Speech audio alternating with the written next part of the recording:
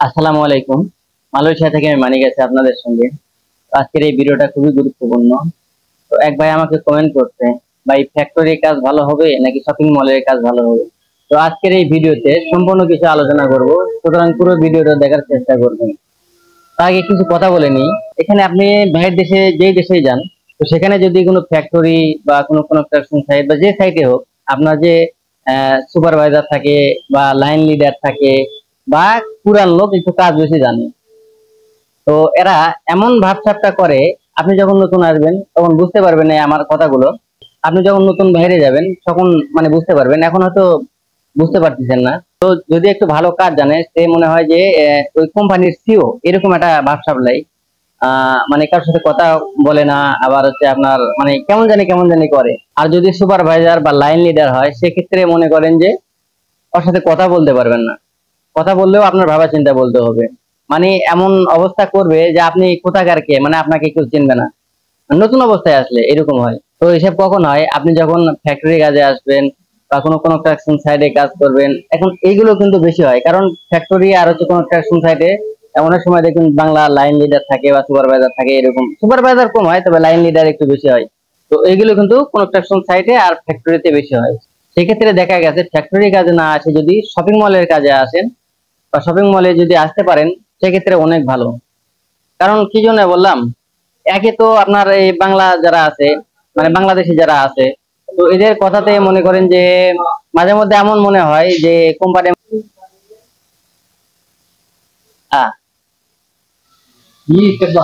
saya bikin video.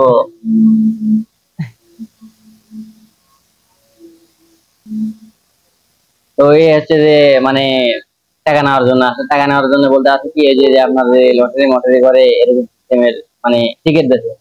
তো এই জন্য বললাম যে কথাবার্তা যারা শুনতে কম পারেন বা কারো কথা সহ্য হয় না, মানে ঝগড়া হবে এরকম যদি হয়ে থাকে, তাই সেক্ষেত্রে আপনি শপিং মলে আসতে পারেন। আবার আরেক দিক আছে, আপনার কিন্তু বেসিক কিন্তু ওই ফ্যাক্টরি যান, কনস্ট্রাকশনে যান 1700 রিঙ্গিট, আবার যে শপিং মলে যান সেখানেও কিন্তু 1700 রিঙ্গিট। তো শপিং মলের কাজে যখন আসবেন, আপনার কিন্তু শপিং মল বেশিরভাগ তো এসির ভিতরে হয়, সেটা জানেনই।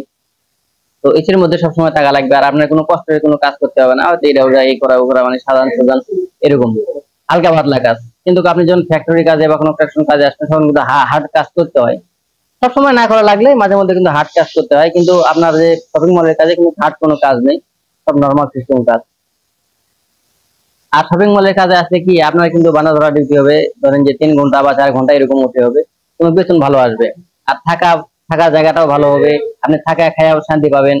তবে আমার হিসাবে আপনি কি করবেন আপনার ব্যক্তিগত ব্যাপার, আমার হিসাবে ফ্যাক্টরি কাজে না আসে যদি শপিং মলের কাজে আসতে পারেন, সেই হিসাবে ভালো হবে। তো আমরা যখন বাইরে যাই, যারা শপিং মলে কাজ করে, আমরা কিন্তু তাদের সাথে কথা বলার চেষ্টা করি। এই জন্য বললাম যে এমনি ফ্যাক্টরি কাজের চাইতে আপনার শপিং মলের কাজের একটু মান ভালো আছে। আবার দেখা গেছে যে আপনার কিন্তু ফ্যাক্টরি ম্যাক্টরি বা কোনো ফ্যাশন সাইট থাকার জায়গায় কিন্তু একটু নর্মাল সিস্টেম হয়, কিন্তু আপনি যখন শপিং মলের কাজে আসবেন, শপিং মলের বস গুলো অনেক ভালো হয়, আর আপনার থাকার জায়গাগুলো একটু ভালো হয়। তো যদি চান ফ্যাক্টরির কাজে না এসে শপিং মলের কাজে আসতে পারেন। ফ্যাক্টরি যে খারাপ আমি কিন্তু সেটা বলতেছি না, ফ্যাক্টরির কাজও কিন্তু অনেক ভালো। এদিকে আপনার বেসিক কিন্তু সবার সবটাই সমান।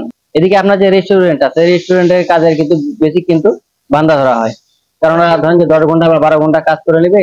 নেওয়ার পরে দেখেন অনেক আছে, সবাই না, অনেক আছে 10-12 ঘন্টা কাজ করে নেবে, আপনাকে হয়তো একবারে দিয়ে দিবে বেসিক এইটাই যে 2000 বা 2200 এরকম। রেস্টুরেন্টের কাজে আছেন কিন্তু খাওয়া দাওয়া সব রেস্টুরেন্টেই হবে, এদিক দিয়ে আপনি বাঁচবেন যে খাওয়া খরচটা লাগবে না, থাকা খরচটা লাগবে না। তো কাজ সবটাই ভালো যদি করতে পারেন, আর যদি না করতে পারেন, আপনার যদি ওলিয়াসা বসাও রাখে, তারপর আপনি কিন্তু করতে পারবেন না। তো কে কোন ধরনের উপরে ভিডিও দেখতে চান অবশ্যই কমেন্টে জানাবেন। আর আমাদের ভিডিও গুলো ভালো লেগে থাকলে অবশ্যই লাইক কমেন্ট শেয়ার করে পাশে থাকবেন। আর দয়া করে একটি সাবস্ক্রাইব করে দিবেন, আপনাদের একটি সাবস্ক্রাইবে আমাদের অনেক বড় উপকার হবে। আর আগামীতে একটা ভিডিও বানাবো, আমার ভাইরা যত কমেন্ট করছে সবগুলো কমেন্ট নিয়ে একটা ভিডিও বানাবো, সকল সকল কমেন্টের উত্তর দিব।